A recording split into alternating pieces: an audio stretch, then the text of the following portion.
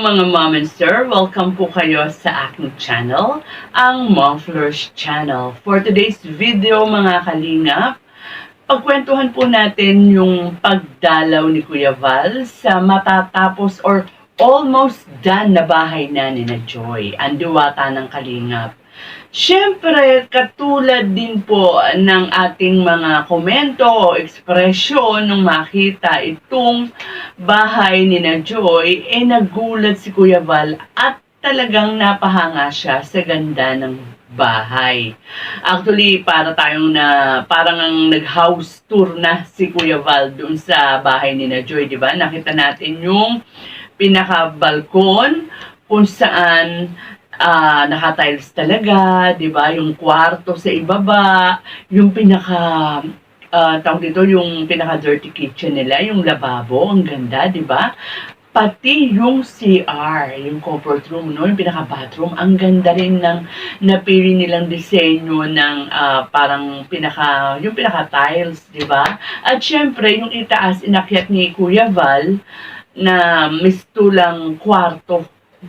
At ang masasabi natin dito, yung talagang sabihin natin nakadagdag o makatawag pansin, yung kulay na napili ni Kalingap Rab. Napakaganda, no? Yellow green o parang ano ba yun? Avocado green, no? Ewan lang natin sa personal, pero sabi nila yellow green daw yun.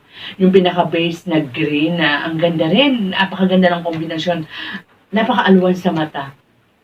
At natutuwa si Kuya Val sa mga nagiging yari, no, ng pabahay ni Kalingap Rab, na alam natin na walang tipid, hindi tinipid at naglaro lagi sa 500,000 ang halaga. Pero ang napansin lang natin nung papaakyat si Ate Edna Vlogs, parang medyo dahan-dahan siya, no? And tinanong niya sa karpentero na nasa itaas kung wala raw bang hawakan. Hindi natin masyadong narinig yung naging sagot ng karpentero, pero doon sa mga naunang vlog ni Kalingap Rab dyan sa bahay nung binibisita niya, ang alam ko, hindi na yun lalagyan ng gabay kasi ay yun daw yung pinaka-design ng bahay. Ganun daw talaga. Pero kung ako po ang tatanungin, ewan ko lang po kayo sa inyong opinion, pero kung ako po ang tatanungin, okay lang sana kung mga kabataan ang titira doon, no? Kung sila Joy lang, tsaka yung kapatid niya, kaya pa yan. Pero huwag natin kakalimutan, nandun po kasama nila yung kanyang mother. Yung nanay nila Joy, na alam natin na meron na ring edad na baka siyempre, mabuhay-buhay na, mas maganda po yung merong gabay. At hindi, di ba, may pamangkin din sila sooner, di ba? Or soon, lalaki yan, magiging mga toddlers or mga kids, mas magiging safe po kung merong gabay yung hagdan. So, ayun lang naman po yung opinion o suggestions ko, no? O suggestion ko. So, kayo po, mga kalingap, ano po ang masasabi ninyo? Okay po ba na gano'n na yung bahay o yung hagdan po ay palagyan ng gabay?